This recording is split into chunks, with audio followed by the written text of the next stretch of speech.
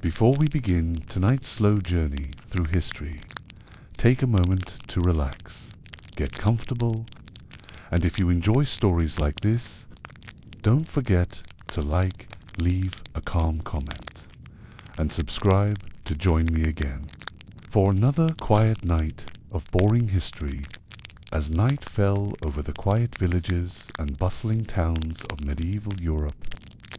Life did not end as abruptly as we might imagine. Candlelight flickered gently against wooden walls, and the sounds of the day faded into a soft hush. Unlike our modern schedules, people of the Middle Ages did not simply go to bed and remain in a deep slumber. Until the morning, their nights were divided, their sleep a rhythm of two distinct intervals, a pattern historians now call Biphasic sleep. The first sleep would begin shortly after sunset. Families, after finishing the last chores and a simple evening meal, would prepare for bed. Children were tucked under blankets. Servants and workers found their resting places, and even in the castles, the nobility retreated to their chambers.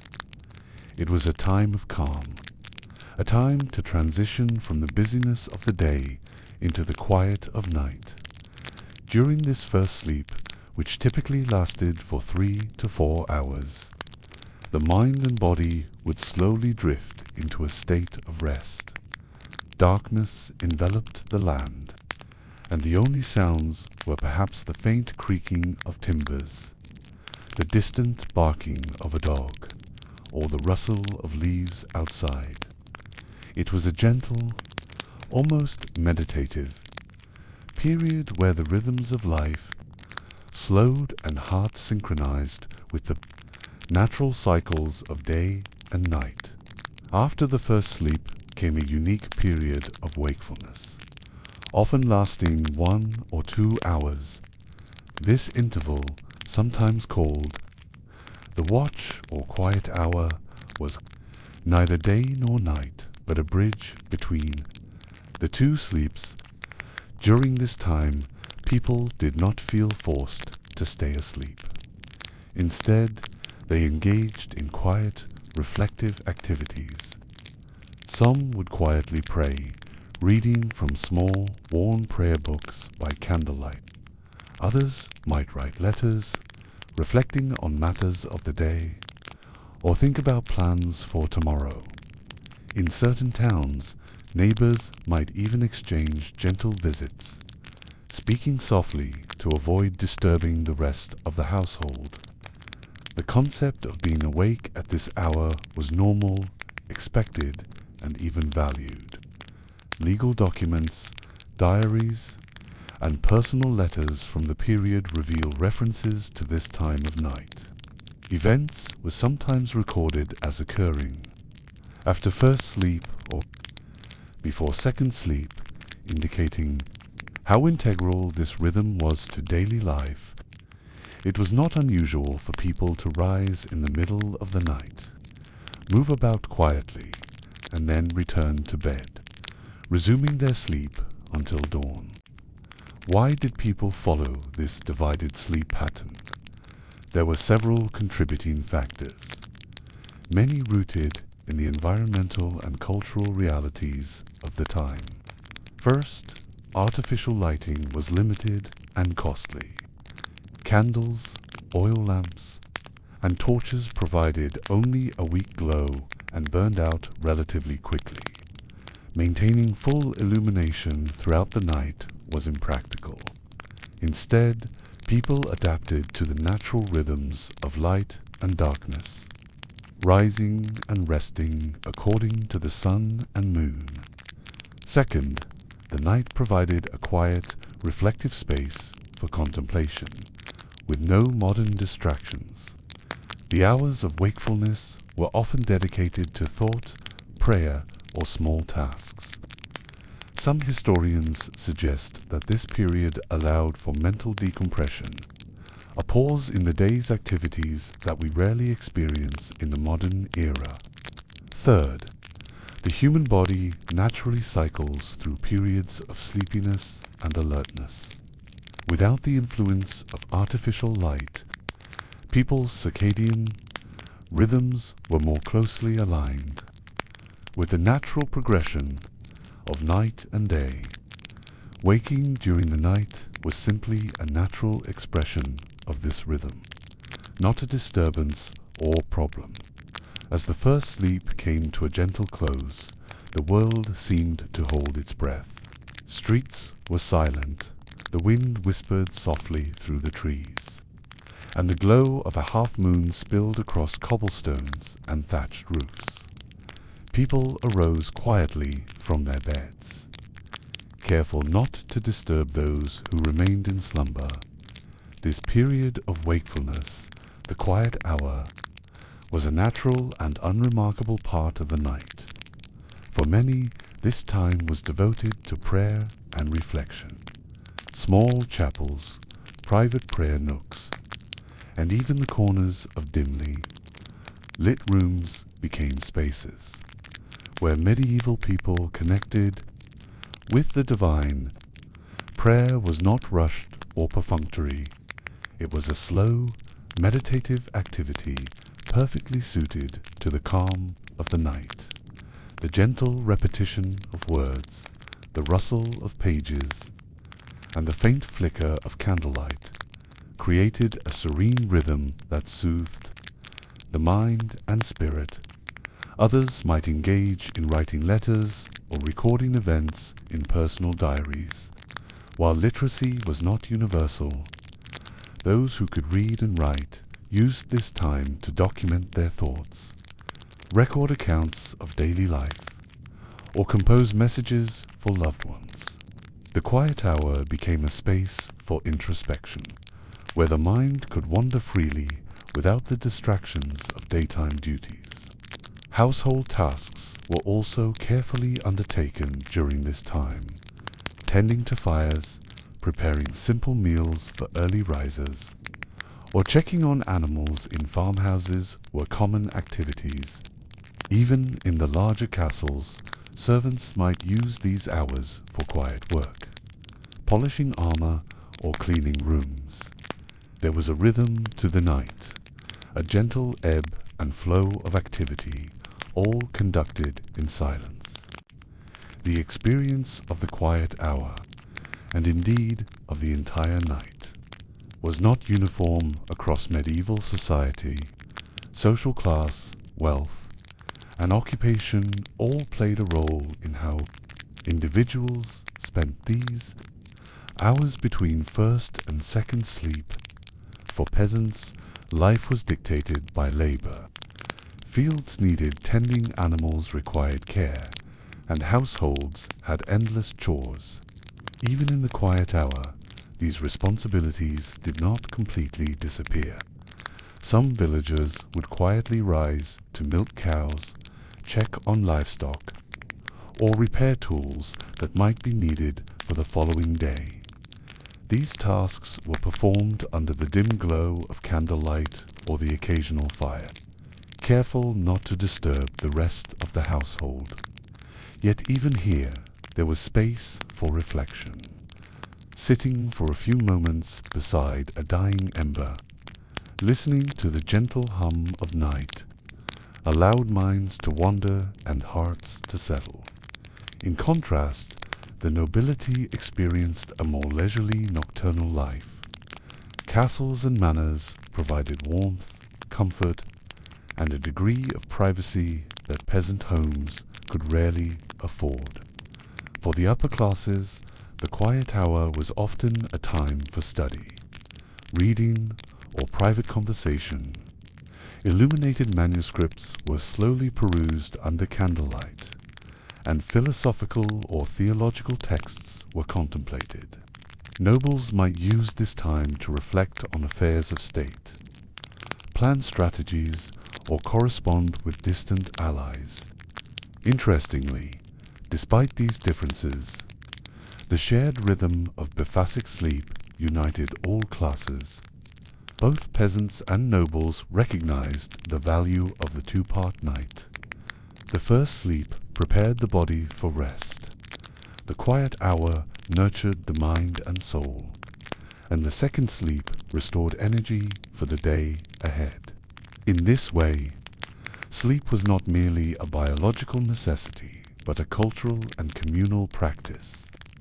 In the minds of medieval people, sleep was more than a simple biological function. It was a complex and deeply meaningful part of life. Scholars, physicians, and philosophers of the time observed and wrote extensively about the patterns of rest, often connecting them to the balance of the body, the humors, and the rhythms of the natural world.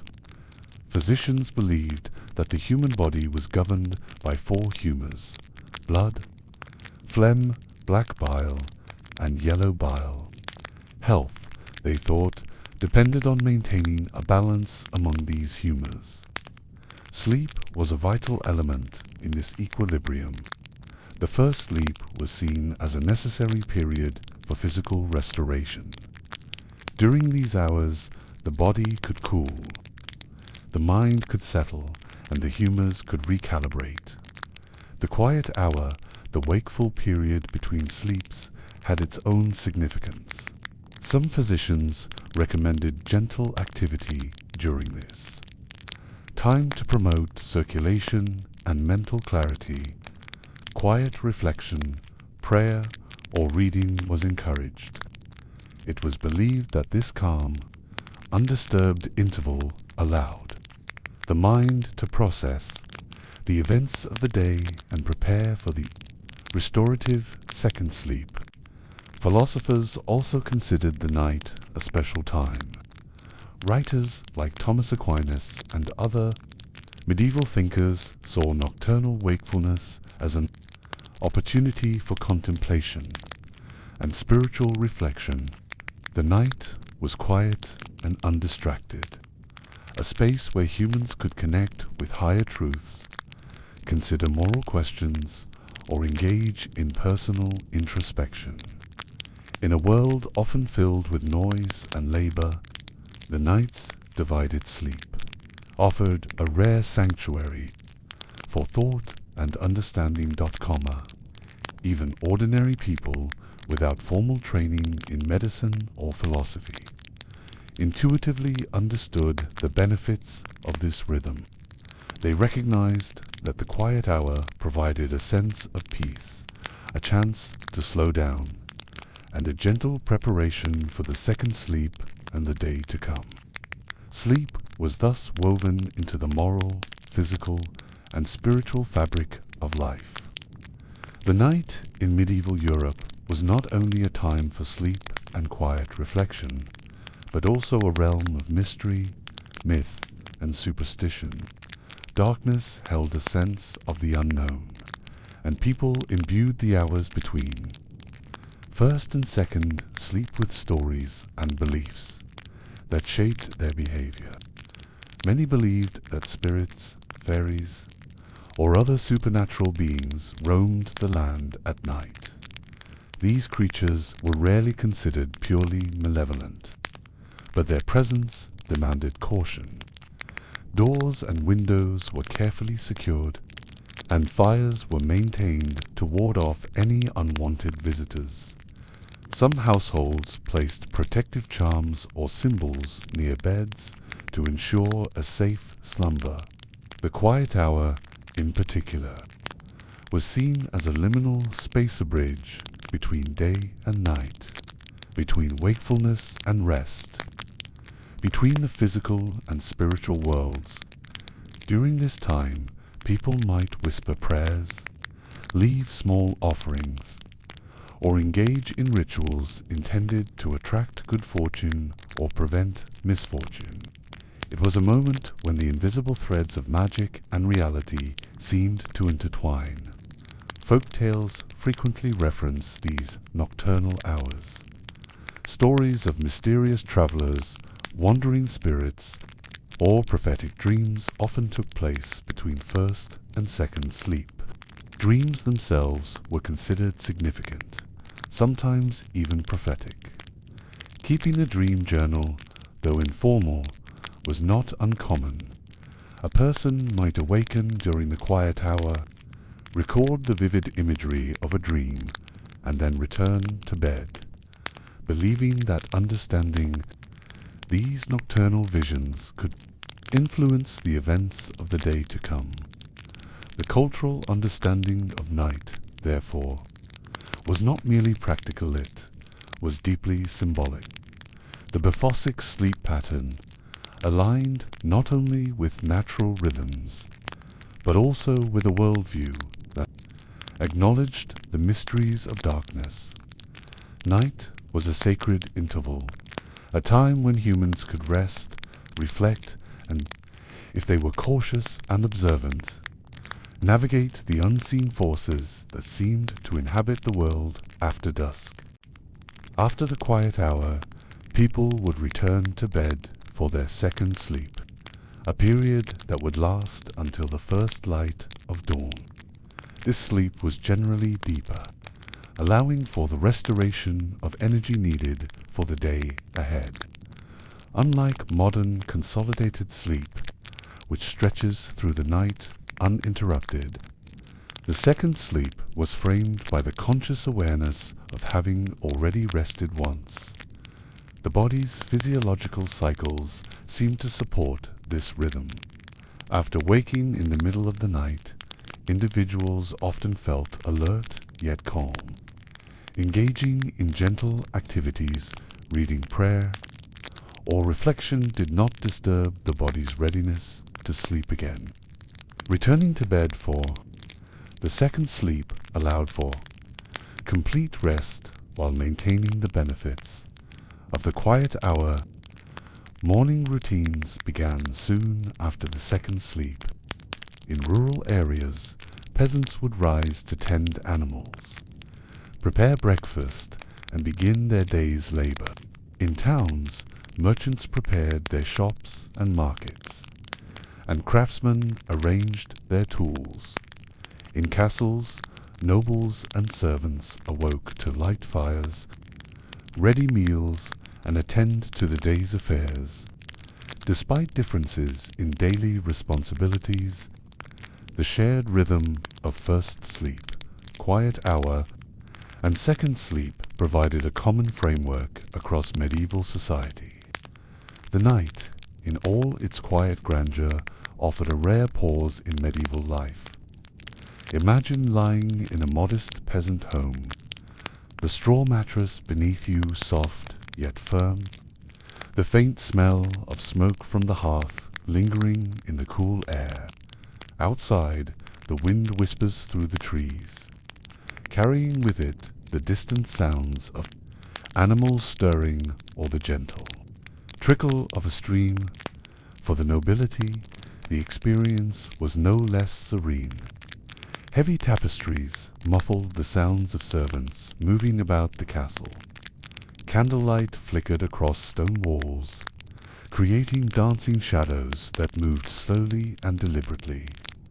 The first sleep had ended, the quiet hour passed, and now the second sleep promised the final embrace of rest before the duties of daybreak. During these hours, both the peasant and the noble were connected by the universal rhythm of Bephosic sleep. Their minds were calm, their thoughts often introspective. Reflecting on the day's work, the fortune of the household, or the mysteries of life, there was a gentle sense of continuity, a quiet reassurance that the night, with all its darkness and stillness, was a shared experience across society. The calm of the night encouraged a meditative mindset. One could almost hear the heartbeat of the world slowing, syncing with the breath of every sleeping human. Thoughts drifted like soft clouds, unhurried and weightless. The gentle rhythm of the night reminded all who slept of the enduring constancy of nature, the rising and setting of the sun, the phases of the moon, and the eternal whisper of the wind. As dawn approached, the second sleep drew to a close. The first light of morning filtered through small windows, illuminating thatched roofs, wooden beams, and the quiet village streets. The world gradually awoke, carrying with it the calm and reflection of the night into the bustle of the day. Medieval Bifosic sleep, though rare and unusual by modern standards, reveals the intricate connection between humans and the natural world. The first sleep provided physical rest. The quiet hour offered mental and spiritual reflection, and the second sleep restored energy for daily life. It was a rhythm attuned to the cycles of nature and the needs of the human body and mind. For us today, thinking about these divided nights can be soothing. Imagine the gentle pause between sleeps, the soft candlelight, the quiet reflection, and the deep second sleep that follows. Perhaps there is a lesson in this rhythm, a reminder that the night, in all its stillness, is not only a time for rest, but also for thought, reflection, and peace. And now, as we leave the nights of medieval Europe behind, allow your own mind to drift, as if walking through the quiet streets and candlelit rooms of a long ago era. Let the rhythm of first sleep, quiet hour, and second sleep lull you into calm, and carry you gently toward your own peaceful rest. As we continue our journey through the nights of the Middle Ages, it becomes clear that sleep was only one part of a larger tapestry of nocturnal life. People did not simply go to bed. Their evenings and nights were carefully structured, shaped by culture, labor, and natural rhythms. In this chapter, we explore the nighttime routines that framed the two-part sleep, from the lighting of lamps to the quiet tasks performed in the moonlight. The day often ended with a final meal, simple and hearty. In rural homes, this might consist of bread, cheese, and ale, while in towns, small families might share pottage or stew. In castles, the nobility dined on more elaborate fair-roasted meats, fresh bread, and fruits, though always mindful of the hour, for evening hours were meant to wind down rather than prolong activity. After the meal, families prepared for their first sleep. Floors were swept, fires stoked, and bedding arranged. Children were tucked in first, sometimes by candlelight, sometimes in near darkness, the day's noise fading as night claimed the village or manor. Preparation for sleep was practical, yet it carried a certain ritualistic quality. Peasants might lay simple blankets or straw mats, ensuring warmth throughout the night.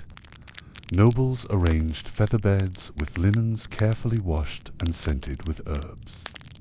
Clothing was removed and hung neatly, and in some households, small charms were placed near the bed to protect against misfortune. During the hours of darkness, candlelight was dimmed early. Oil lamps burned slowly, and in some homes, only a single candle remained, placed strategically to provide minimal illumination during the quiet hour. The dim glow was soothing, signaling the transition from the active day to the reflective night. People often spent a few moments in quiet contemplation before sleep. Prayers were common, particularly in devout households. But even in secular homes, reflection was valued. Thoughts of the day were reviewed, plans for tomorrow considered, and personal worries softly acknowledged. The night was a gentle pause, a bridge between wakefulness and rest, and preparation for the first sleep was a way to honor this rhythm. Even after the first sleep, not all activity ceased. The quiet hour allowed for essential tasks to be completed. Without haste or distraction, farmers and peasants might check on livestock, ensuring that cows were settled and chickens secure. Fires were maintained to prevent chill in the early hours of the night. Simple repairs, fixing a tool, mending a garment, or checking on the condition of a roof were quietly undertaken. In towns, merchants sometimes arose to inspect goods or write notes for the next day. Candlelight revealed slowly moving hands, and the air remained hushed except for the soft shuffle of feet or the turning of pages. Nobility engaged in reading or reflection, carefully moving about the chambers in silence, aware that servants, children, or other household members might still sleep. These tasks were not hurried or stressful. The quiet hour encouraged a deliberate, mindful approach to activity. Every movement, every gesture was calm and measured. This made the night a time not only for rest, but also for gentle productivity, fostering both mental focus and serenity. Not all nights were experienced the same way across medieval society. The rhythm of the evening and the quiet hour varied depending on one's social status, occupation, and household size. For peasants, nighttime routines were closely tied to survival and labor. After finishing evening meals, families often gathered briefly around the hearth, sharing quiet conversation or telling simple stories to children. Firelight illuminated faces and hands as bread was broken, milk poured, or tools inspected. The first sleep followed soon after. But even during the quiet hour, peasants might arise to complete necessary chores, checking on the animals, repairing tools, or tending the small plots of land near the home. In towns and small cities, craftsmen, merchants, and shopkeepers followed routines adapted to the demands of commerce. After closing shops and securing goods, they might review accounts, prepare for tomorrow's market, or write letters to distant relatives. The quiet hour was an opportunity to handle these tasks without distraction. Candlelight provided just enough illumination to work quietly, and streets were often empty, leaving the world in hushed stillness. Nobles and the wealthy enjoyed a different set of routines. After elaborate dinners, nobles might read illuminated manuscripts, compose letters, or discuss political matters with close advisors. Some engaged in intellectual pursuits, considering philosophy, theology, or the arts. The quiet hour was both a practical and contemplative period, a space where reflection and planning could occur in peace. Servants would ensure that chambers were maintained, fires stoked, and meals prepared for early risers, all without disturbing the household's tranquility. Across these social distinctions, the shared rhythm of cathartic sleep united all classes. While the details differed, the structure remained consistent. A first sleep to rest the body, a quiet hour for reflection or gentle activity, and a second sleep to restore energy for the day. This continuity provided a sense of stability and calm that transcended social boundaries. The quiet hour was not solely for chores or work. It also allowed for leisure and intellectual activity. In modest homes, families might tell stories, recite poems, or recount tales passed down through generations. Storytelling was often slow and deliberate, designed to soothe listeners rather than excite them. In this way, the quiet hour became a gentle space for imagination to wander, creating a soft bridge between wakefulness and the second sleep. Reading was a privileged activity, more common among the literate, urban, or noble populations.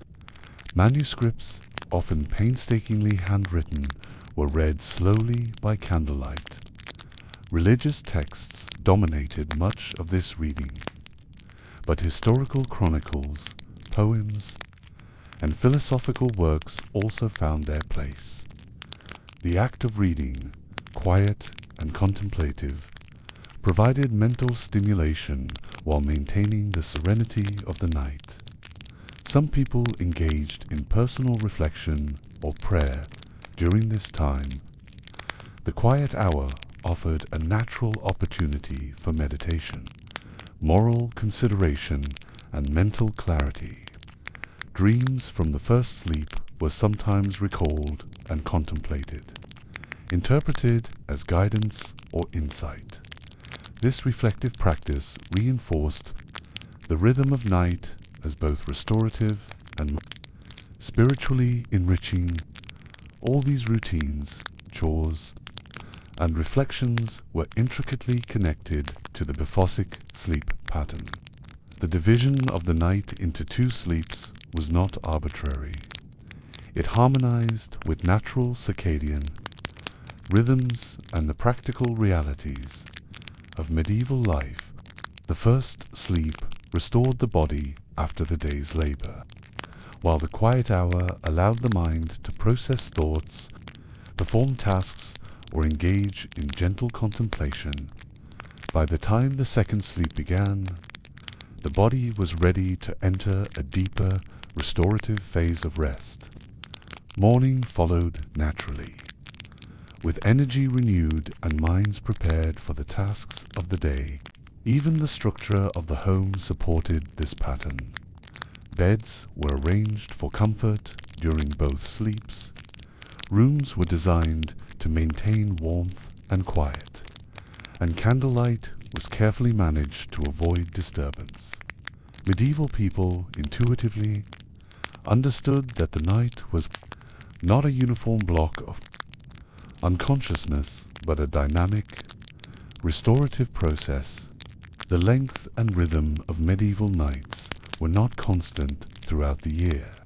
Seasons had a profound influence on sleep patterns, daily activities, and the structure of the quiet hour. During winter months, nights were long and cold. The first sleep would often begin soon after sunset, which could arrive as early as 4 in the afternoon. Families huddled close to fires, the glow of flames providing warmth and light. The quiet hour in winter was extended, as the darkness lasted many hours. People might spend this time mending clothing, preparing preserved foods, or quietly reflecting on the year's events. Candlelight or oil lamps flickered softly, and the household moved at a deliberate, unhurried pace. In contrast, summer nights were brief and light. Sunset came later, and the first sleep might be delayed. The quiet hour was shorter, as the rising sun signaled the approaching day. People often used these nights for shorter periods of reflection or tasks.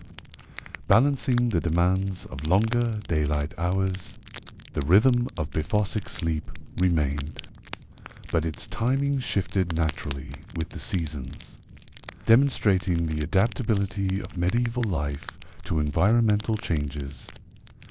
The environment also shaped nocturnal routines. In rural areas, the quiet hour was peaceful, dominated by natural sounds, rustling leaves, distant animals, or the faint flow of streams. Tasks such as tending to livestock or repairing tools were common, but the pace remained calm and deliberate. Rural households often used this time to prepare for the next day's labor-intensive work. Urban areas, by contrast, had a different rhythm. Towns were quieter at night than during the day, but noises such as the clatter of carts, distant church bells, or the occasional tavern lingered. Merchants and craftsmen often used the quiet hour to manage business matters, writing ledgers, preparing goods, or reviewing correspondence. Nobles in towns or cities might entertain guests earlier in the evening, returning to solitude by the quiet hour to read or reflect. Despite these differences, both urban and rural populations observed the biphasic sleep pattern. The first sleep, quiet hour, and second, sleep created a shared experience of nighttime, linking communities through a rhythm shaped by both nature and culture. The quiet hour, in particular, had a soothing, almost meditative quality. The world was silent, movement slow, and light dim. People engaged in quiet reflection, gentle tasks, or prayer, and their minds gradually unwound from the day's stresses. The night encouraged mindfulness.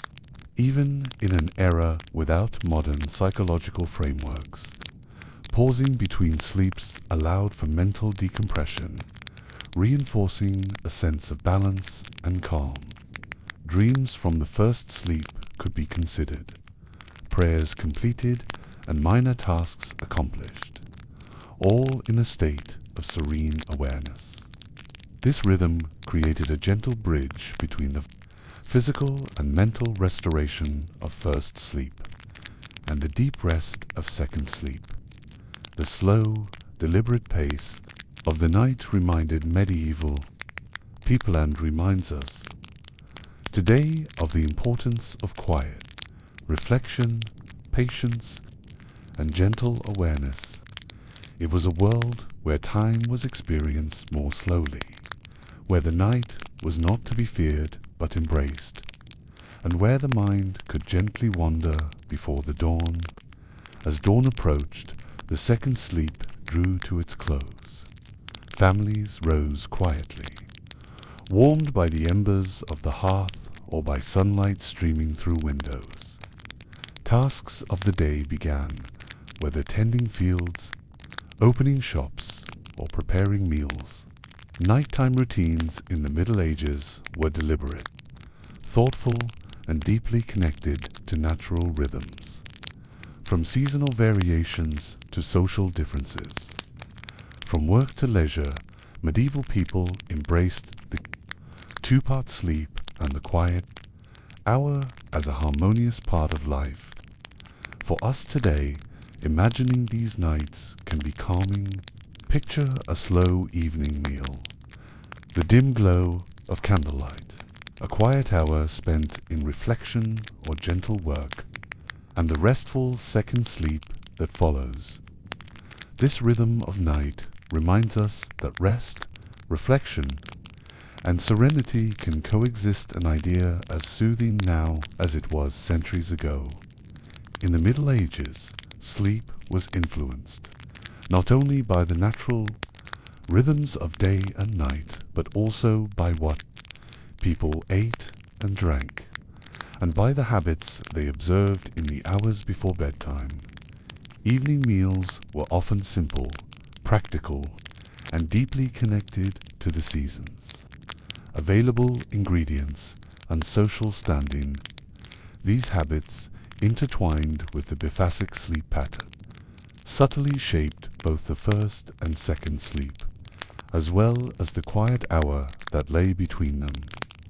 Food and drink were considered not merely sustenance but elements that could impact health, temperament, and the quality of sleep.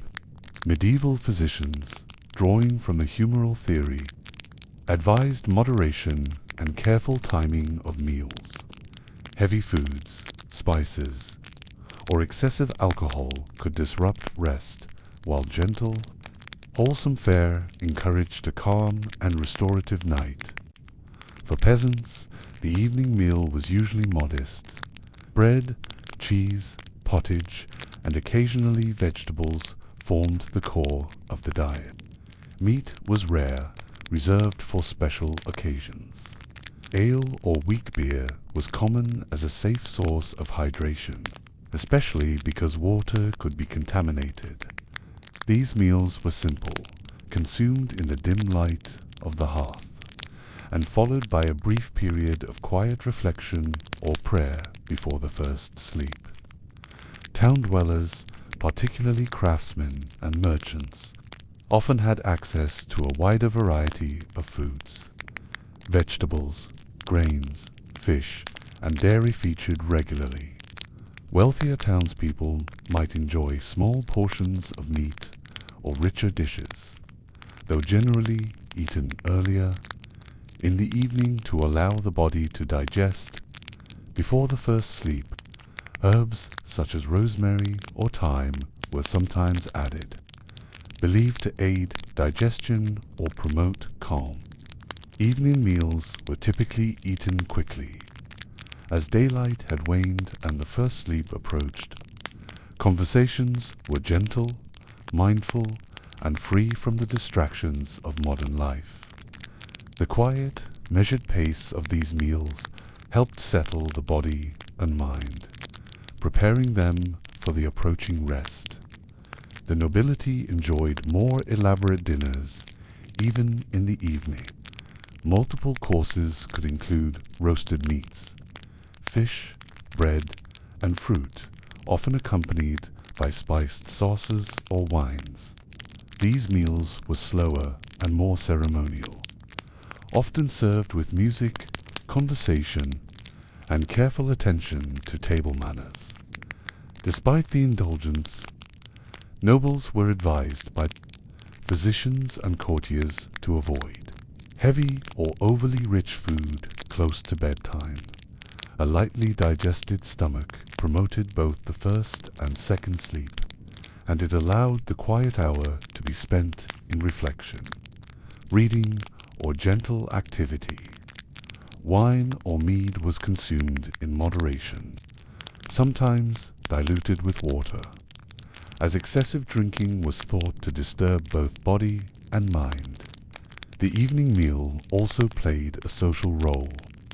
It was a time to meet with family or household members, exchange news, and prepare for the quieter nighttime routines that followed. The structure of dinner, digestion, and early evening reflection reinforced the natural Bephosic rhythm of sleep. Beverages had a significant impact on nocturnal habits.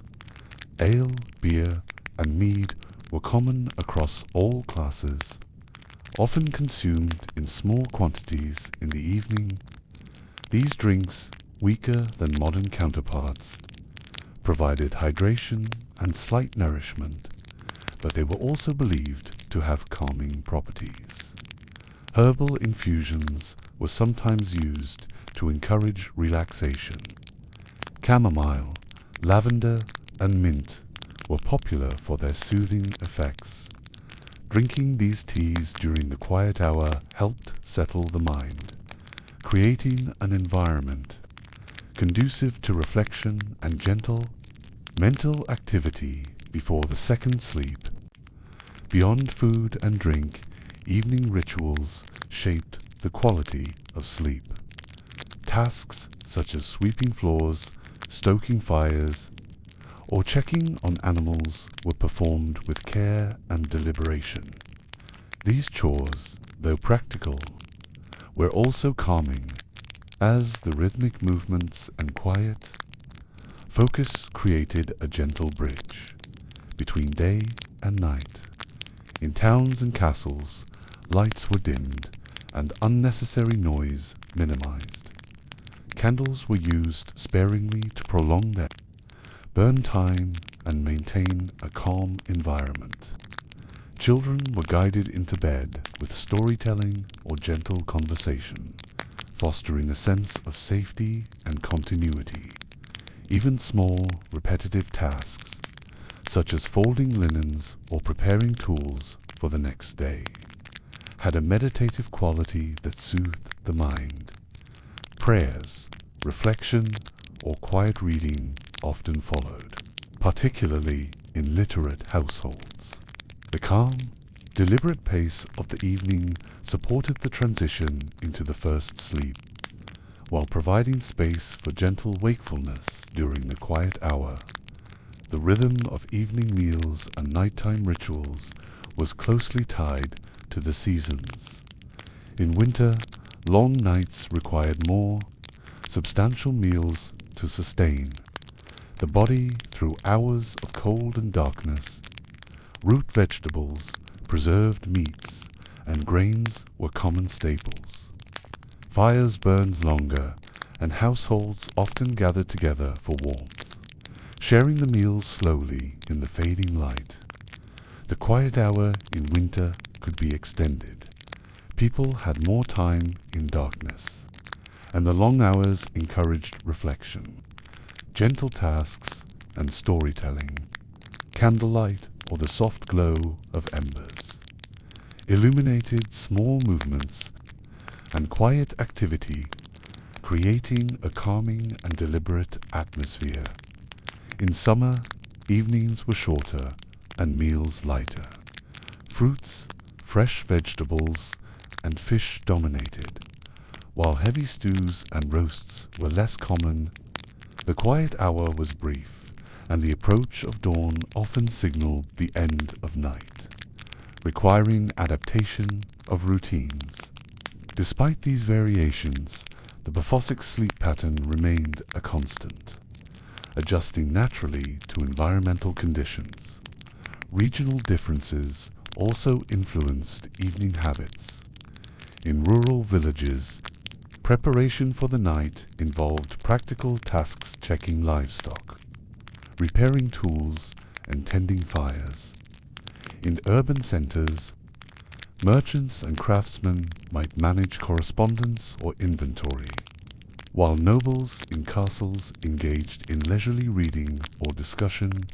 Regardless of location, the principles remained consistent: calming food, measured activity, and quiet reflection prepared the body and mind for sleep. While most medieval people ate lightly in the evening, special occasions or wealthy households sometimes included heavier or spicier foods, meat pies, roasted meats with sauces, and spiced breads were enjoyed during festive nights. However, physicians warned that such indulgence could disrupt sleep. Overly rich food consumed too close to bedtime was believed to create discomfort, agitation, or restlessness.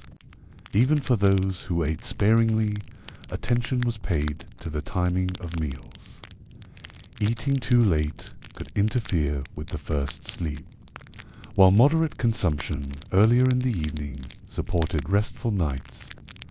The quiet hour allowed for digestion and gentle mental activity before the second sleep. Herbs and teas, such as chamomile or mint, were often used to counteract the effects of heavier meals, promoting calm and restoration. Certain households practiced special rituals to mark the transition from day to night. In some regions, prayers or blessings were offered at the end of the day.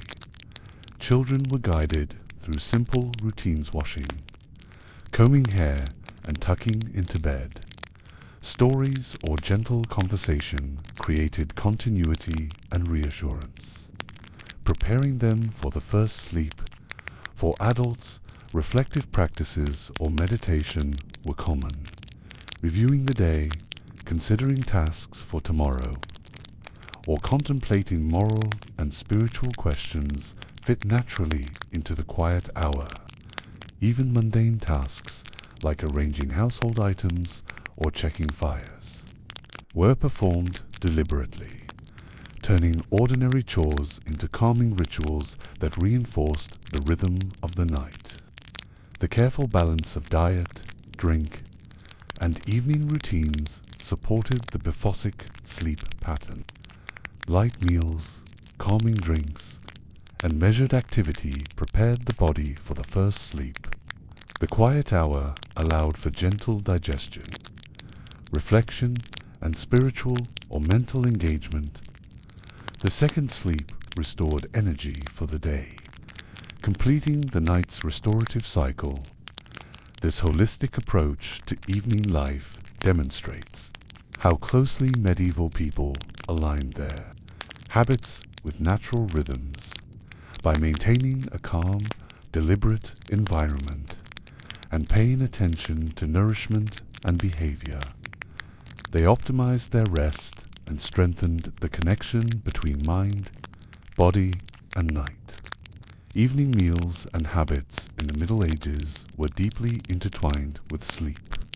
Food, drink, chores, rituals, and quiet reflection all worked together to create a night that was not merely a time of unconscious rest, but a period of gentle restoration, contemplation, and calm. Imagining these evenings can be soothing for us today.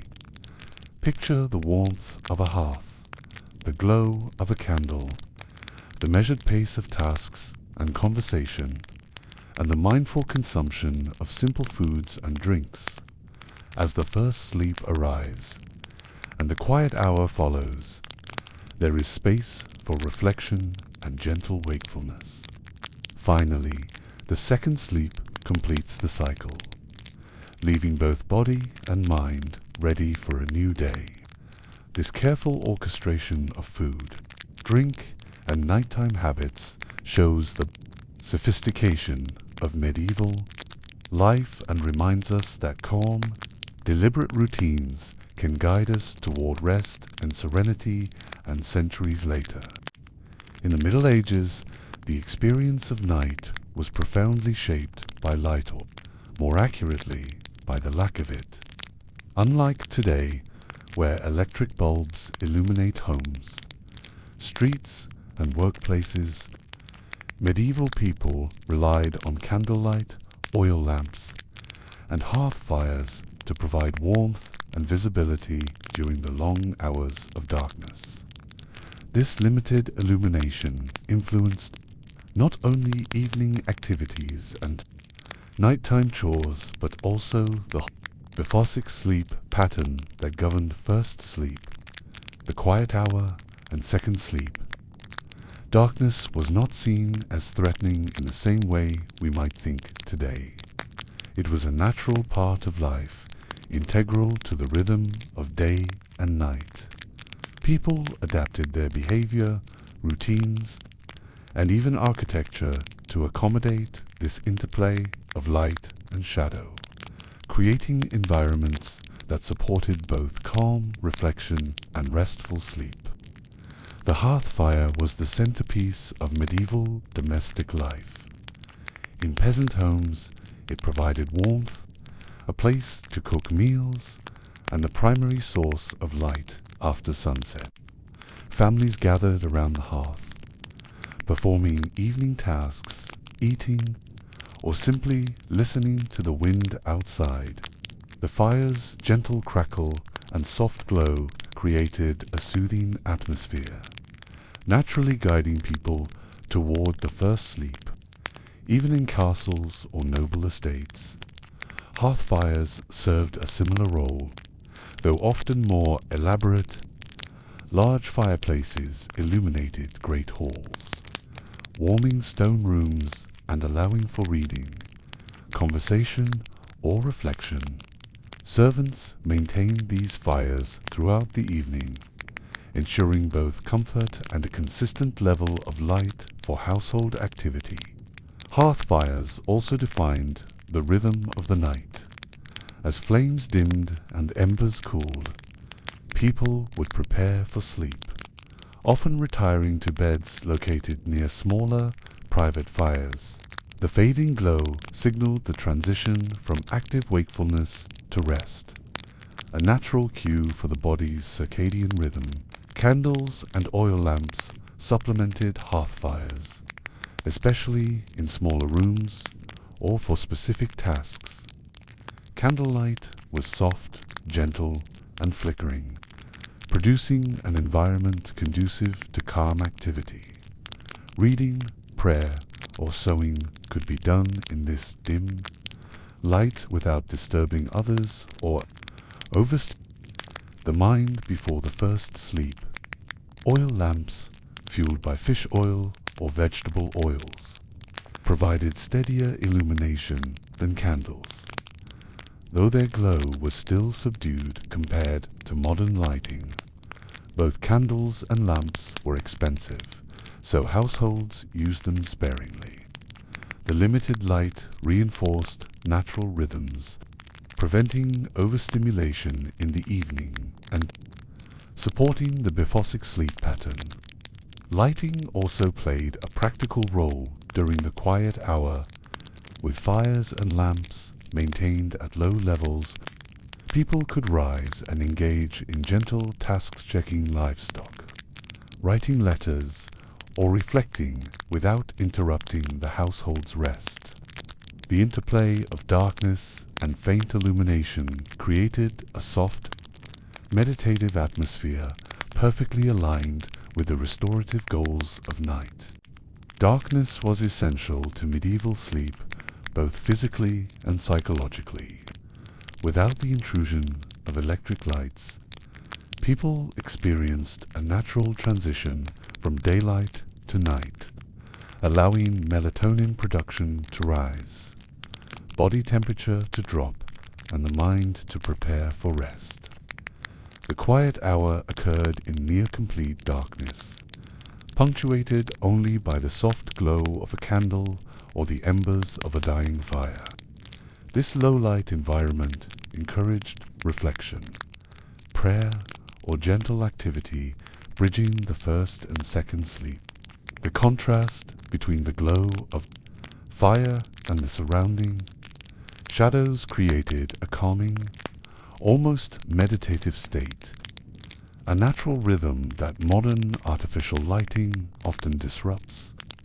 Moreover, darkness supported the meditative and mystical aspects of night.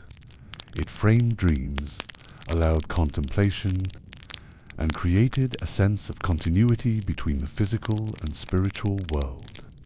Medieval people often interpreted nighttime visions, dreams, or insights during these dark hours, attributing significance to experiences that occurred in the soft silence of the night. Medieval homes were designed with darkness and lighting in mind. Small windows limited exposure to outdoor light, especially during long winter nights. Chambers were arranged near hearths for warmth and illumination, while sleeping areas were separated from active spaces to minimize disruption. In castles, large halls served as communal areas, illuminated by firelight for evening tasks, while private chambers provided darker, calmer spaces for first and second sleep. Even outdoor spaces were navigated with care. Streets were largely dark, and torches or lanterns were used selectively. This environmental darkness encouraged people to stay indoors, contributing to the quiet, restorative rhythm of nighttime life. While hearths, candles, and lamps provided essential warmth and light, they also posed risks of fire. Medieval homes, often built of wood, thatch, and other flammable materials, required careful attention to prevent accidents. Families developed routines to manage fires safely, particularly during the long nights of winter. In peasant homes, the hearth was usually centrally located, with embers carefully monitored. Fires were banked at night to reduce the risk of sparks or flames spreading. Children were taught early to respect the hearth, understanding that a careless movement could endanger the entire household. Nobles and castle dwellers followed similar precautions on a larger scale. Servants tended to fires, ensured that candles were secured in holders, and kept flammable objects away from flames. Hallways and chambers were organized to minimize accidents. Even in the quiet hour when people rose for reflection or chores, caution was exercised. Movements were deliberate, fires and candles were respected, and quiet awareness of the environment became part of nighttime mindfulness. These careful practices illustrate the dual nature of fire in medieval life. It was a source of comfort and light, yet demanded attention and respect. The awareness of this balance further encouraged calm, deliberate behavior at night, aligning naturally with the rhythm of Bifasic sleep. Candles were not only practical, they also played a symbolic role in nighttime routines. In monasteries, candles marked hours of prayer, guiding monks through their nocturnal meditations. In homes, candles accompanied quiet reflection, reading, or gentle conversation. The soft, flickering light encouraged mindful activity.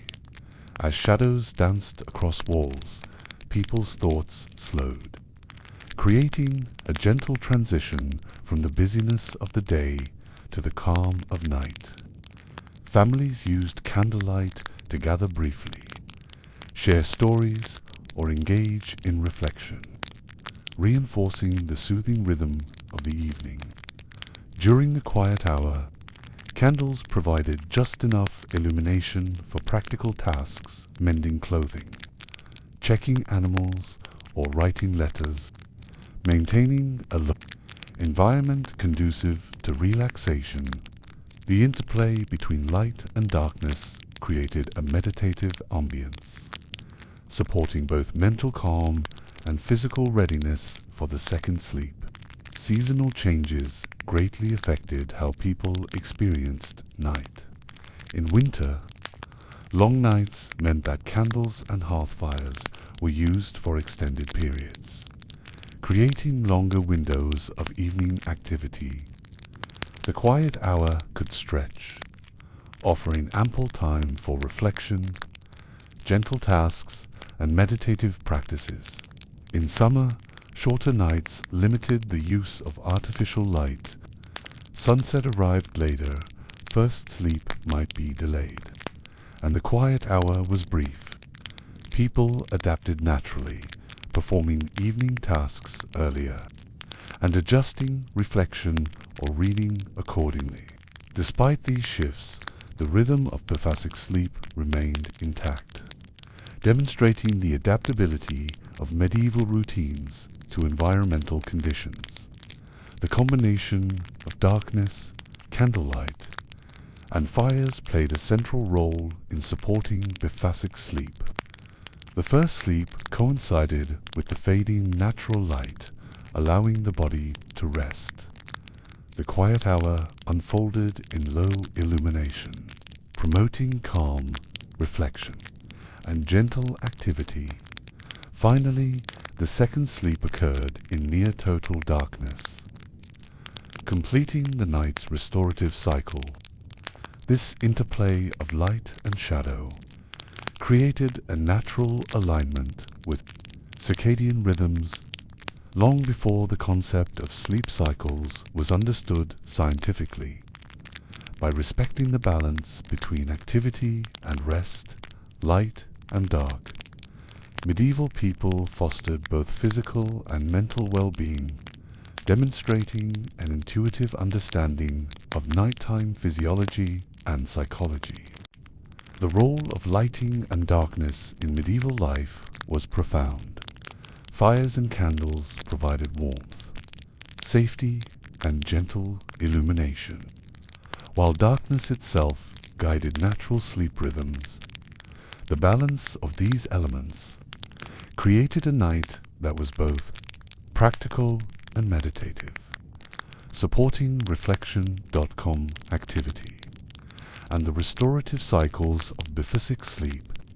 Imagining the medieval night soft candlelight, embers glowing in the hearth, shadows dancing gently across walls, and the quiet rhythm of first sleep, quiet hour, and second sleep offers a vision of calm and serenity. It reminds us today of the power of natural darkness and slow, deliberate routines in promoting rest, reflection, and peace. In the Middle Ages, dreams held profound significance. Unlike modern times, where dreams are often viewed as random neural activity or subconscious musings, medieval people considered dreams, messages, omens, or insights into spiritual and moral realms. The rhythm of Biphosic sleep first sleep, quiet hour second sleep provided ample opportunity for vivid dreams and their reflection during wakefulness.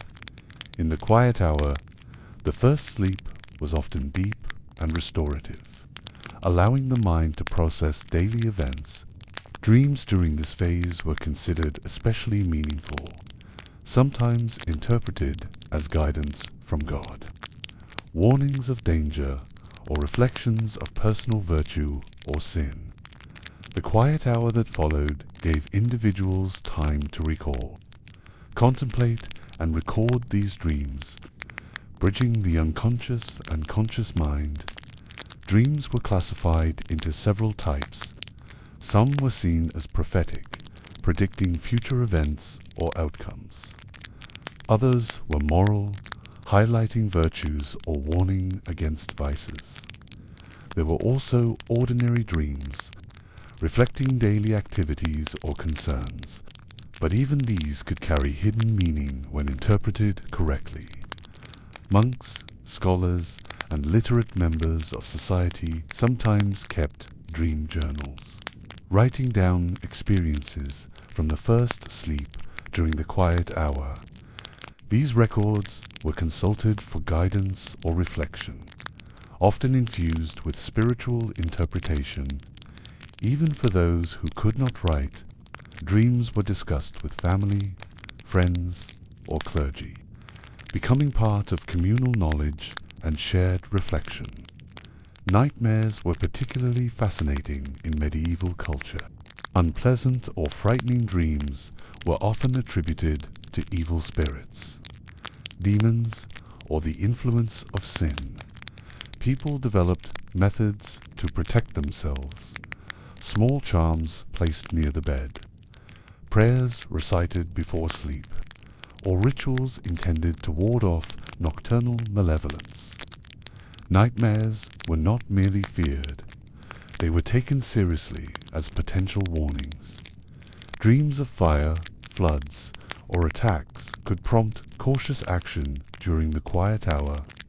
Even minor disturbances in sleep were interpreted as messages, reinforcing the connection between the spiritual and physical worlds during the night. Dream interpretation was both an art and a science. In the Middle Ages, various texts, sometimes compiled from classical sources, provided guidance on understanding symbols in dreams. Seeing certain animals, objects, or people in a dream might indicate upcoming events or personal tendencies. Clergy often offered interpretation within a spiritual framework, connecting dreams to morality, divine favor, or the state of one's soul.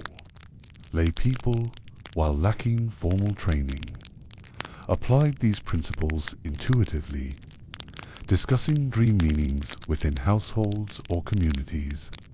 The quiet hour allowed the mind to dwell gently on dreams, integrating their lessons or warnings before returning to the restorative second sleep. Dreams were not isolated experiences. They influenced daily behavior and decision-making. A prophetic dream could affect a farmer's choice of crops, a merchant's trading plans, or even a noble's political strategy. Nightmares could inspire caution or moral reflection. The cycle of first sleep, quiet hour, and second sleep created an ideal environment for this reflection. After awakening briefly, individuals could recall and analyze dreams, write them down, or discuss them. Then, returning to the second sleep allowed deeper rest while incorporating the insights gained during the quiet hour. The content and intensity of dreams were believed to vary with seasons. Long winter nights with extended periods of darkness encouraged longer dreams and more frequent reflection during the quiet hour.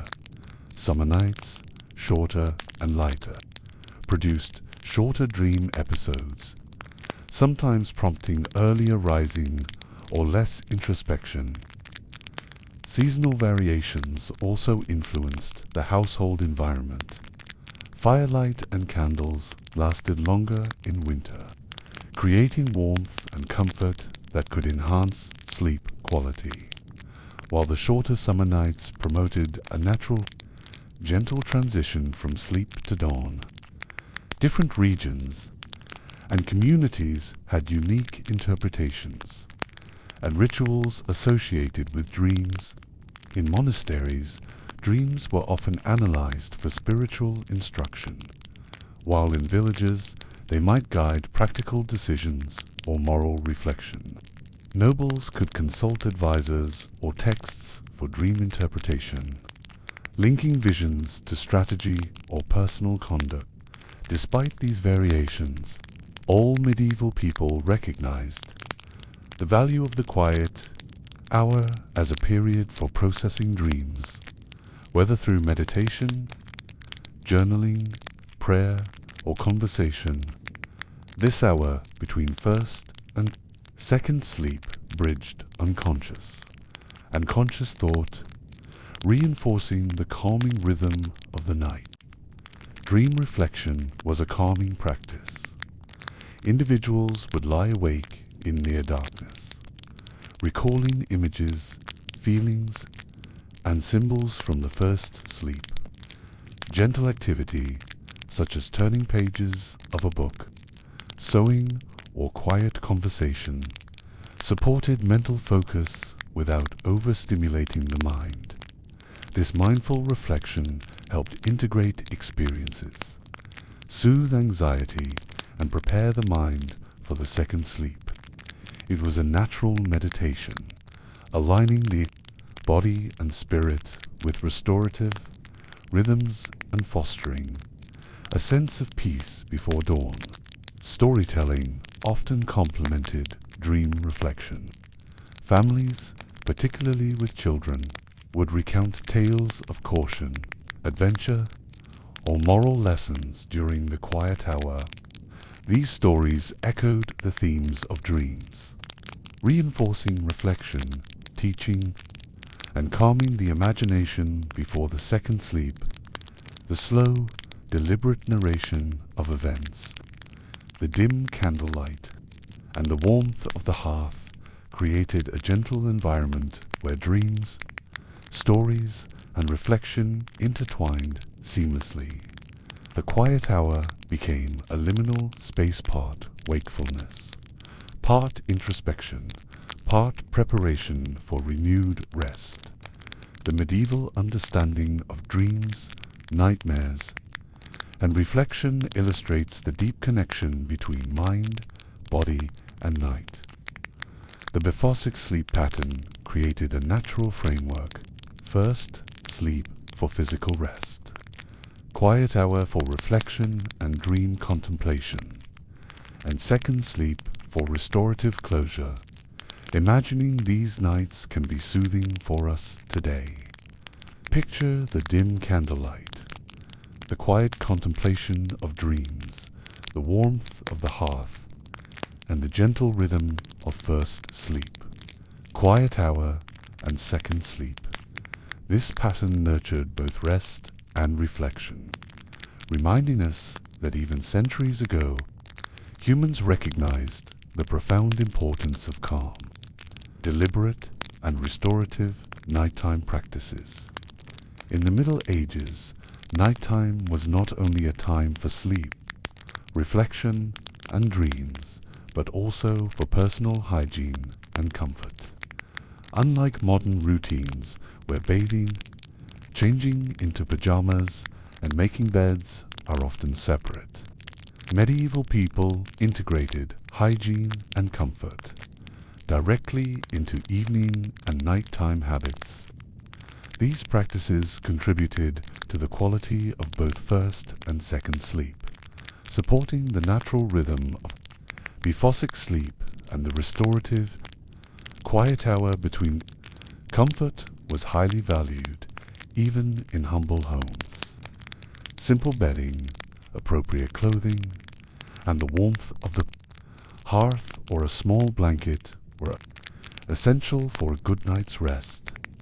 Hygiene practices, though varied by class and region, were designed to cleanse, refresh, and prepare the body for sleep. Contrary to some assumptions, medieval people did care about cleanliness.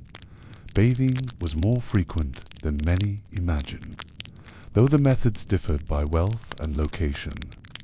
For peasants, washing involved pouring warm water over the body, often using herbs or soap when available.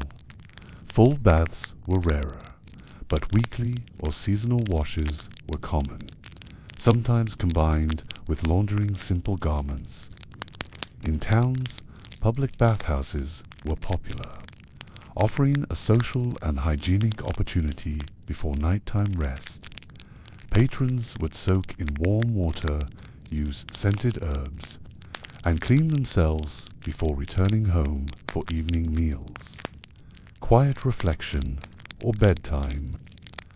Bathhouses also encouraged relaxation, helping the body transition toward sleep.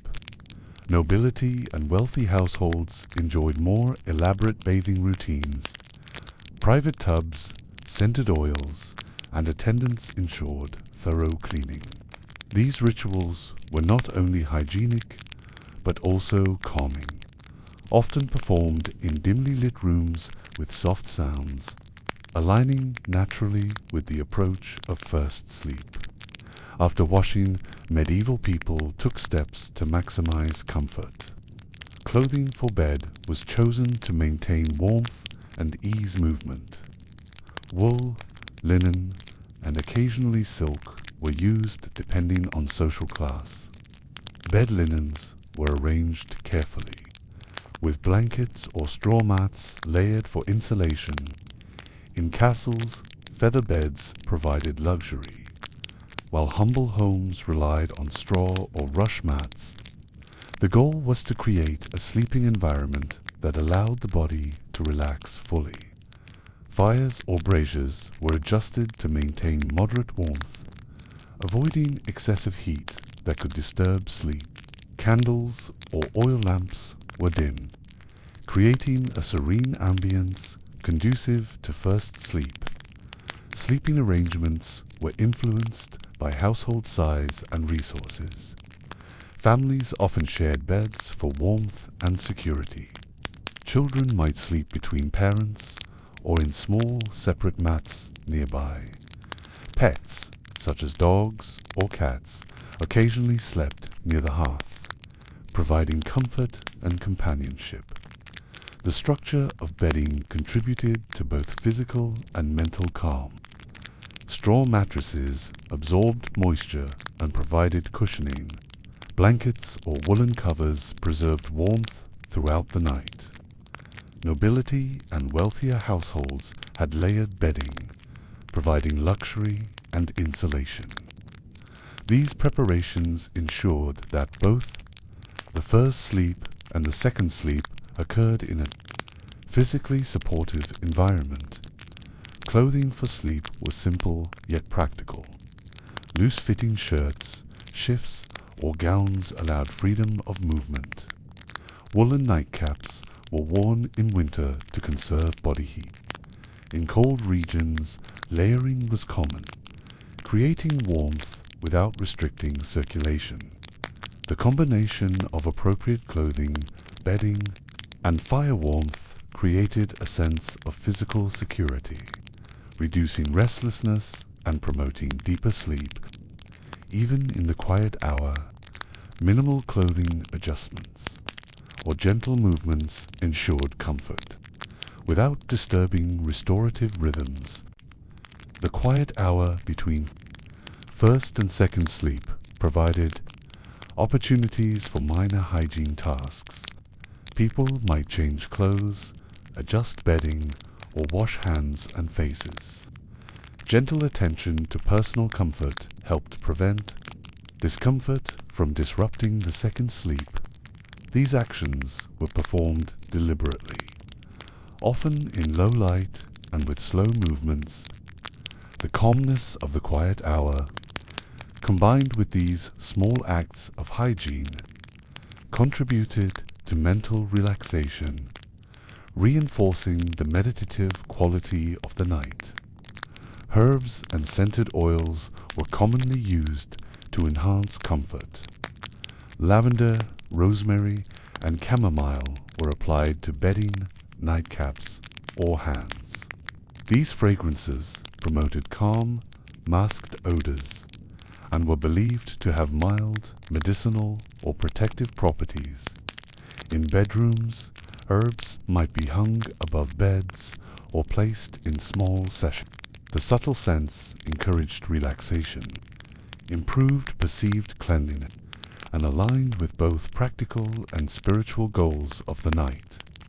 Winter nights required extra warmth, additional blankets, proximity to the hearth, and wool clothing. Summer nights emphasized ventilation and light clothing to prevent overheating. Seasonal adaptation ensured comfort throughout the year, supporting uninterrupted, biphasic sleep and allowing the quiet hour to be experienced fully. The interplay of temperature, bedding, clothing, and herbs demonstrated medieval peoples' sophisticated understanding of physical comfort even without modern technologies. These practices were designed to harmonize with the natural cycles of night and rest. Physical comfort was intertwined with psychological security, sharing beds with family, keeping a small light nearby, and maintaining fires provided reassurance, knowledge that the home was prepared for, night doors secured, hearth attended, and bedding arranged allowed the mind to relax fully. This psychological calm reinforced the restorative benefits of first sleep, enhanced reflective or meditative practices during the quiet hour, and prepared the body for a deep second sleep. Medieval people intuitively understood that comfort, both physical and mental, was essential for effective rest. Hygiene and comfort were central to medieval nighttime life. From washing and preparing clothing to arranging bedding, fires, and scented herbs, each step contributed to both physical well-being and mental tranquility. The first sleep restored the body. The quiet hour allowed reflection and minor hygiene, and the second sleep completed the restorative cycle. Imagining these practices, gentle washing, warm clothing, soft bedding, and fragrant herbs creates a soothing vision. The medieval night was carefully prepared, balanced between darkness and warmth, work and reflection, rest and meditation. By embracing these rhythms, both body and mind were nurtured, illustrating that centuries ago, humans understood the profound importance of hygiene, comfort, and calm in achieving restorative sleep. Nighttime in the Middle Ages was not solely for sleep. It was also a period for gentle entertainment and storytelling. The hours after the first sleep, particularly during the quiet hour, offered an opportunity for families, friends, and communities to gather, reflect, and enjoy calm amusement. These activities complemented the Bifosic sleep pattern, creating a harmonious balance between rest, reflection, and gentle engagement. Entertainment at night was typically low stimulus and soothing, designed not to over-excite the mind. It included storytelling, music, reading, and quiet games. Each of these activities reinforced social bonds, encouraged reflection, and contributed to the calming ambience that supported both the first and second sleep. Storytelling was a central form of nighttime entertainment. Families gathered around the hearth or in dimly lit rooms, recounting tales passed down through generations. Stories often had moral lessons, historical narratives, or fantastical elements. The cadence of the narrator's voice, the flicker of candlelight, and the warmth of shared space created a meditative atmosphere. Children were especially engaged by storytelling. Simple plots, repetitive phrases, and familiar characters provided comfort and anticipation. Even adults enjoyed stories that reminded them of cultural heritage, local legends, or moral guidance. The quiet hour allowed both children and adults to absorb the narrative, reflect on its meaning, and prepare their minds gently for the second sleep. Music often played softly on instruments such as the lute. Harp, or small pipes, was another form of nighttime entertainment.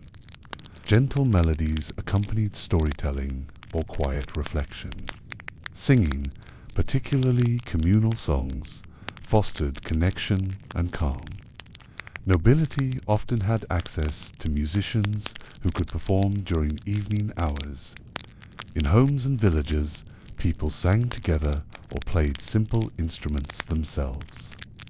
The soft harmonies encouraged relaxation, complemented dim lighting, and enhanced the reflective nature of the quiet hour. Literacy, though not universal, introduced another layer of nighttime activity. Monks, scholars, and literate nobility read quietly by candlelight. Manuscripts, religious texts, and historical chronicles provided material for contemplation and calm engagement. Reading was slow and deliberate, often paused to reflect on meaning or record notes. The activity supported mental relaxation rather than stimulation. In many cases, reading during the quiet hour bridged the gap between first and second sleep, providing a meditative, introspective space that reinforced the biphasic sleep cycle. In addition to storytelling and music, quiet games were sometimes enjoyed. Simple board games, riddles, or verbal puzzles engaged the mind gently without producing the excitement of daytime play. These activities were often interwoven with conversation, reinforcing social bonds.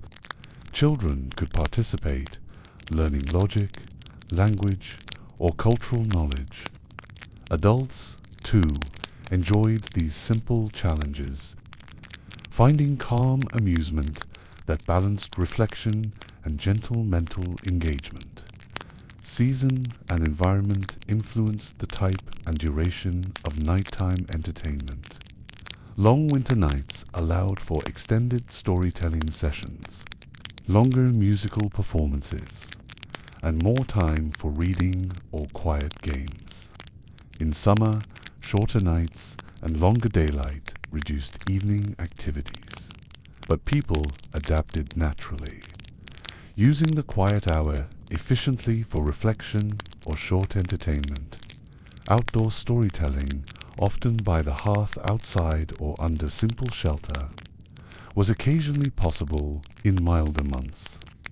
Indoor lighting constraints ensured that entertainment remained calm, reinforcing the restorative nature of the night. Different regions and social classes had unique storytelling traditions. Peasants often shared folk tales, moral lessons, or local legends. Nobility recounted historical narratives, heroic tales, or romantic stories. Monks and scholars focused on religious or philosophical texts. Despite these differences, all communities recognized the importance of calm. Reflective nighttime activity, storytelling reinforced values, culture, and community bonds, while also supporting the mental and emotional environment conducive to the biphasic sleep pattern. Entertainment was carefully moderated to avoid overstimulation. Loud, boisterous activity was avoided as it could interfere with sleep cycles. The quiet hour provided a transitional space. The mind could be engaged. Imagination exercised, but the body remained calm, preparing naturally for the second sleep. This deliberate moderation illustrates the medieval understanding of night as a restorative period. By combining gentle entertainment with reflection, tasks, and light activity, the biphasic sleep pattern was maintained seamlessly. Storytelling often carried moral or educational purposes. Tales reinforced cultural norms, ethical behavior, and spiritual guidance. Listening and participating in stories encouraged mindfulness, reflection, and a sense of continuity with the past. For children, these narratives were foundational, teaching lessons in patience, courage, or humility. Adults, too, derived insight, reminding themselves of virtues, historical events, or spiritual principles. The quiet hour amplified this reflective learning, blending education with rest and calm engagement. Entertainment and storytelling in medieval nights were gentle, deliberate, and harmonious with the rhythms of sleep. Through tales, music, reading, and simple games, people engaged their minds softly, reinforcing social bonds and moral reflection. Imagining these nights' candlelight flickering, soft voices narrating stories, the gentle strum of a lute, warm fires illuminating the hearth offers a vision of calm and serenity. The balance between activity and rest, reflection and amusement, prepared both body and mind for the restorative cycles of biphasic sleep. By valuing calm, nighttime entertainment, medieval people nurtured imagination, social connection, and peaceful sleepolescence as soothing and relevant today as it was centuries ago. While most people in the Middle Ages adhered to the rhythm of sleep first, sleep, quiet hour, and second sleep not, everyone rested during the night. Certain individuals remained awake for practical, social, or economic reasons. Understanding who stayed active, why they did so, and how their routines fit into the larger rhythm of nighttime life provides insight into the medieval approach to work, community, and rest. Nighttime activity was often quiet, deliberate, and necessary, designed to minimize disruption to sleeping. Households, while ensuring essential tasks were completed, these hours were not chaotic but structured, reflecting the careful balance medieval society maintained between work, reflection, and rest. In towns and castles, watchmen and guards were essential for security.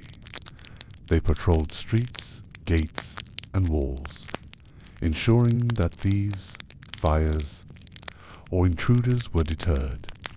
Their work required alertness, but was often repetitive. allowing long stretches of calm vigilance punctuated by occasional tasks. The quiet hour and second sleep of most citizens did not interfere with these night workers. In fact, the low activity levels of the wider population created an environment conducive to careful observation. Guards used simple tools, lanterns, bells, and weapons, and their routines were both practical and predictable. Certain trades required work during the night or early morning hours. Bakers, for instance, began before dawn to prepare bread for the community. Their activity started in darkness, often during the quiet hour, aligning with the natural cycles of first and second sleep. These workers structured their sleep differently, perhaps taking their first sleep earlier or later to accommodate pre-dawn labor. Despite the difference in timing, their routines followed the same principles: rest, deliberate work, and integration with natural rhythms. Monks and other religious figures had particularly structured nighttime routines. They rose for vigils, prayers, or chanting, often during the quiet hour. These practices were deliberate, slow, and meditative, aligning with spiritual objectives as well as physical rest. Monastic schedules ensured that rest was not neglected, with periods of first and second sleep incorporated around religious obligations. Nighttime work in monasteries was both sacred and restorative, blending contemplation, prayer, and quiet activity into a rhythm harmonious with the body and mind. Rural life necessitated nighttime vigilance for certain essential tasks. Farmers might check on livestock, secure barns, or ensure water supplies remained adequate. These tasks were often done during the quiet hour or at intermittent times during the night, performed quietly to avoid disturbing sleeping family members.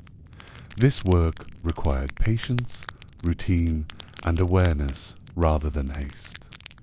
Farmers understood the value of calm, careful movement, aligning their nighttime activity with both the needs of the household and the natural rhythm of night. The type and intensity of nighttime work varied with seasons. Long winter nights required attention to fires, livestock, and security over extended hours, while short summer nights compressed tasks into a shorter time frame. Harvest seasons, festivals, and religious observances could also temporarily alter routines, necessitating brief adjustments to sleep schedules. Despite these variations, the underlying principle remained: work was deliberate, purposeful, and harmonious with natural darkness, allowing the broader population to maintain Bephosic sleep patterns. Certain crafts occasionally required nighttime attention.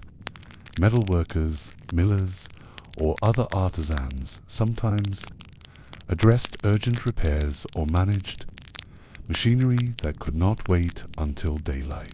Emergencies such as fires, floods, or sudden illnesses also prompted night activity. Even these situations were managed calmly and carefully, with minimal disruption to households. The medieval approach emphasized patience, deliberate action, and consideration of the sleeping environment. The quiet hour was particularly significant for those who needed to observe or monitor.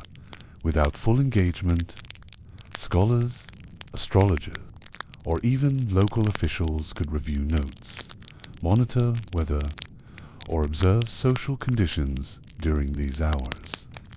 The low-light, low-activity environment enhanced focus and reflection, illustrating that not all nighttime work was laboring, relied on patience and observation. The integration of quiet work with first and second sleep maintained restorative cycles while allowing essential tasks to continue uninterrupted. Nighttime work reinforced community structure and social roles. Certain individuals or groups assumed responsibility for security, production, or spiritual oversight. Their activity allowed others to rest safely and peacefully, preserving social harmony. The medieval understanding of night emphasized balance, some work, some rest, all within a rhythm aligned with natural darkness and household routines. This structure allowed for both productivity and restorative sleep, demonstrating practical wisdom in managing nocturnal life. Medieval nighttime work was deliberate, measured, and integrated with the Befasic sleep pattern. Watchmen, bakers, monks, farmers, and occasional artisans performed necessary tasks quietly and systematically, ensuring safety, sustenance, and spiritual observance. Imagining these night guards patrolling, bakers kneading dough by candlelight, monks softly chanting, farmers tending livestock, a world where activity and rest coexisted harmoniously. The deliberate pace, low light, and calm demeanor of nighttime workers reinforced the restorative rhythm of sleep. For the broader population, this balance between night labor and rest reminds us today of the value of intentional, calm routines even when activity is necessary, preserving both physical energy and mental serenity for the cycles of rest and wakefulness. Sleep was not only a natural necessity in the Middle Ages, it was also a subject of medical consideration and care. Physicians, herbalists, and healers offered advice to ensure restorative rest, often emphasizing diet, environment, and natural remedies. Their recommendations were deeply intertwined with humoral theory, which dominated medical thought, and with practical experience accumulated over generations. The medieval understanding of sleep extended beyond mere rest. Proper sleep maintained physical health, mental clarity, and moral balance. Advice was tailored to social class, age, and individual constitution, reflecting a nuanced view of wellness long before modern sleep science. Medical theory in the Middle Ages was heavily influenced by the four humours: blood, phlegm, black bile, and yellow bile. Each person's temperament and physical constitution was determined by the balance of these humours, and imbalances were thought to affect sleep. For example, an excess of choleric humours might cause restlessness or vivid dreams, while phlegmatic individuals could experience deep, prolonged slumber. Physicians advised remedies, dietary adjustments, herbal infusions, and environmental modifications to restore balance and promote calm. Restorative sleep. Herbs played a central role in medieval sleep practices. Chamomile, lavender, rosemary, and mint were among the most common. These herbs were used in infusions, poultices, or as scents placed near the bed. Chamomile tea, known for its gentle, calming effect, was consumed in the evening to prepare the body for first sleep. Lavender might be sprinkled on bedding, encouraging relaxation through aroma. Rosemary and mint were sometimes chewed or steeped, supporting digestion and soothing the mind. Herbs were carefully selected according to the season, temperament, and household resources. Their use illustrates an early understanding of the connection between sensory experience, diet, and sleep quality. Physicians often advised avoiding heavy or spicy foods close to bedtime. Meals should be moderate, easily digestible, and timed to allow rest. Ale or wine was consumed sparingly, often diluted with water, while warm milk or herbal infusions were recommended for relaxation. Special attention was given to the timing of the last meal. Eating too late could disrupt first sleep, causing restlessness and interference with the quiet hour. Gentle meals supported digestion and encouraged calm, a practice closely tied to the Bephosic sleep pattern. Nighttime routines were considered therapeutic, warming the bed with hot stones, adjusting bedding for comfort, or using fragrant herbs was thought to enhance sleep quality. Washing, dressing in light clothing, and performing gentle reflection were all recommended as part of a holistic approach.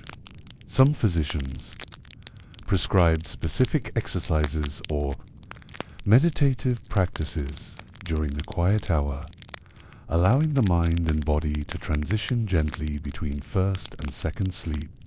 These routines promoted calm, digestion, and mental clarity. Nightmares were often addressed through herbal and spiritual remedies. Sprigs of rosemary or sage might be placed under the pillow, combined with prayers or blessings.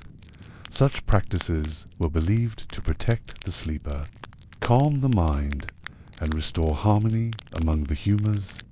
Restlessness, especially in children or those with choleric temperament, was managed with gentle teas, warm baths, or soothing music. These measures reflected the medieval understanding that both mind and body needed attention to achieve restorative sleep. Seasonal changes influenced remedies and routines.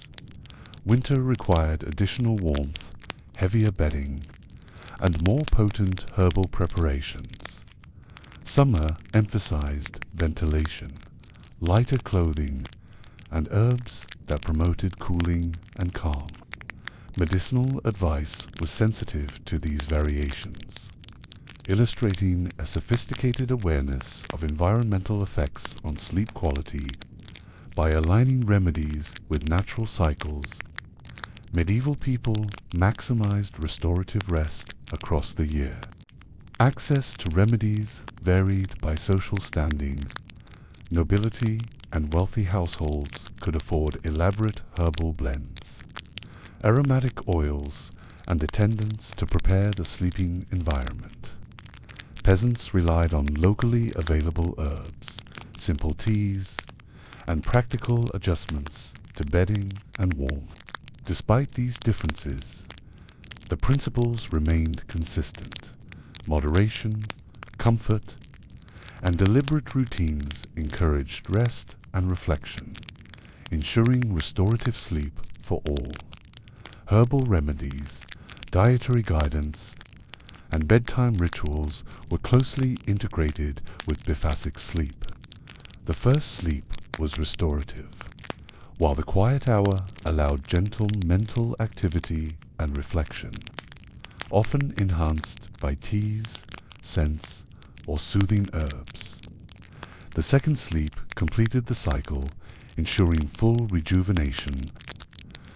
This holistic approach demonstrates an early recognition of sleep as a multifaceted process, influenced by physical comfort, mental calm, and environmental factors of system, not unlike modern approaches to sleep hygiene, medical advice, herbs, and remedies. In the Middle Ages, reflect a deep understanding of the connection between mind, body, and environment. from chamomile tea to fragrant bedding, from dietary moderation to gentle reflection.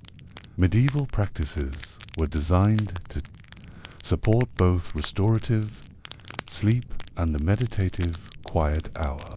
Imagining these routines, sipping herbal tea by the hearth, placing lavender on a pillow, adjusting warm bedding, and calmly reflecting during the quiet hour creates a vision of soothing, deliberate nighttime life, the combination of first sleep, quiet hour, and second sleep, enhanced by careful remedies and attention to health, nurtured body, mind, and spirit in harmony with the natural rhythms of night.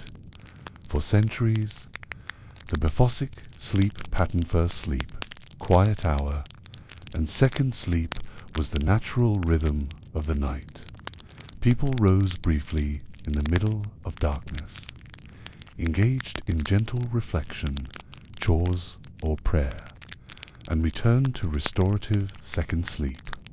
However, with the advent of artificial lighting, urbanization, and new cultural habits, this pattern gradually disappeared, replaced by the consolidated single-block sleep familiar in modern life. Understanding why Bephosic sleep vanished illuminates not only historical changes in lifestyle but also the subtle ways in which modern habits influence our natural sleep cycles. This chapter explores the causes, effects, and implications of this shift. The widespread introduction of electric lighting dramatically altered human perception of night. Streets, homes, and workplaces became illuminated long after sunset. Candlelight and oil lamps, once dim and flickering, were replaced by bright, continuous light. Artificial lighting extended wakefulness, reducing the natural transition from day to night. People stayed active later into the evening, often eating, socializing, or working, delaying the onset of first sleep. The quiet hour diminished, as the constant light environment discouraged brief nocturnal wakefulness. Over decades, humans adapted to this extended period of wakefulness. Sleep consolidated into a single block, often starting later and ending later than the first sleep of the medieval pattern. While convenient for modern schedules, this shift disrupted natural circadian rhythms. Previously aligned with environmental darkness, urbanization further contributed to the disappearance of Bephosic sleep. Towns and cities introduced noise, commerce, and social demands that made middle of the night wakefulness less practical. Shops, guilds, and markets operated on rigid schedules, requiring earlier rising and consistent sleep blocks. Workers, craftsmen, and families adapted to these schedules, compressing rest into a single, uninterrupted period. The quiet hour faded as communal life became increasingly synchronized with daylight and social obligations rather than natural night rhythms. The Industrial Revolution accelerated changes in sleep patterns. Factories operated on strict timetables, with shifts demanding continuous productivity. Nighttime work became both common and necessary, reducing opportunities for structured nocturnal rest. Shift work and extended labor schedules created pressure to consolidate sleep into a single period. Often truncated or fragmented, the medieval wisdom of Bephosic sleep, tuned to natural light and quiet reflection, was largely abandoned in favor of efficiency and social coordination. Cultural attitudes towards sleep also evolved. Sleep began to be viewed as a single, uninterrupted block necessary for physical restoration but less integrated with reflection, meditation, or nocturnal activity. The concept of waking briefly during the night became stigmatized or pathologized. Middle-of-the-night wakefulness, once normal and expected, was now interpreted as insomnia or sleep disruption. This shift reflects a broader change in societal expectations, prioritizing continuous productivity and uniformity over natural rhythms. Modern research has rediscovered the benefits of segmented sleep. Echoing medieval practices, studies suggest that waking briefly during the night is natural and can enhance memory, problem-solving, and creativity. Understanding historical sleep provides perspective. First sleep and second sleep were not interruptions but intentional, cycles aligned with biology and environment. The quiet hour offered calm reflection, mental processing, and gentle activity, supporting both physical and psychological well-being. Though rare in modern life, the concept of a quiet hour can be reintroduced intentionally. Evening routines that include gentle reflection, reading, or meditation simulate the medieval practice, allowing the mind to transition smoothly between activity and rest. Dim lighting, calm and moderate meals can recreate the restorative conditions of first and second sleep. Even brief moments of mindfulness or journaling before sleep encourage the benefits. Once naturally experienced during nocturnal wakefulness, the disappearance of biphasic sleep illustrates how environmental, social, and technological changes shape human behavior. While modern life offers convenience and extended activity, it also interrupts natural rhythms honed over centuries. Medieval habits remind us that slow, deliberate routines, calm reflection, and alignment with natural darkness support restorative sleep. They encouraged balance between wakefulness and rest, activity and reflection, preparation and restoration, by integrating lessons from the past. Modern individuals can reclaim aspects of biphasic sleep without disrupting contemporary schedules. Practices such as evening meditation, gentle journaling, reading by soft light, or mindful observation of nature echo the quiet hour. Even without waking in the middle of the night, structured relaxation and calm activity in the evening can enhance sleep quality, reduce stress, and improve mental clarity, achieving the restorative aims that medieval people instinctively understood. The evolution from biphasic to consolidated sleep reflects human adaptability. While technology, urbanization, and social demands reshaped nighttime habits, the underlying principles of rest, reflection, and restorative cycles remain essential. Imagining the medieval night-soft candlelight, warm fires, quiet reflection during the middle of the night offers insight into a world attuned to natural rhythms. Even today, incorporating calm, deliberate routines can restore balance, improve sleep quality, and connect us to centuries of wisdom. In this way, the lessons of medieval sleep continue to offer tranquil guidance for modern life, reminding us that the night is not only a period of rest, but a time for gentle reflection, preparation, and serenity.